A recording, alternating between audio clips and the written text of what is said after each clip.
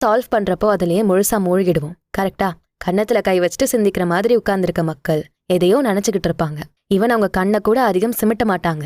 கைய முகத்துக்கிட்ட கொண்டு வந்து நாடில உள்ளங்கைய வச்சு தாங்கி பிடிச்சு ஆட்காட்டி விரல கன்னத்துக்கு மேல வைப்பாங்க.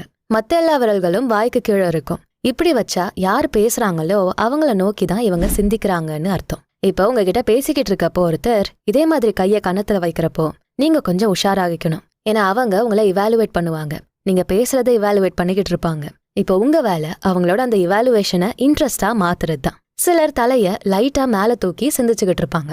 சார்லஸ் டார்வின் மனுஷங்க மிருகங்கள் எல்லாம் ஆராய்ச்சி பண்ணிட்டு இருந்தப்போ மனுஷங்க மிருகங்கள் 2 பேருமே ஏதாவது சுவாரஸ்யமான விஷயத்தை கேட்கிறப்போ உடனே தலைய தூக்குவாங்களாம். சின்ன வயசுல பெண்களுக்கு இந்த அசைவை பத்தி நல்லா தெரிஞ்சிருமா. கவனத்தோட கேட்கறதுக்கான சிக்னலா தான் இந்த கெஸ்டரை பெண்கள் யூஸ் பண்றாங்க. அப்போ ஒரு ஆண் கிட்ட பேசுறப்போ தலைய நிமித்தி ஆர்வத்தை காட்டி அவங்க கூட பேசுவாங்களாம். அவங்க பேசுறத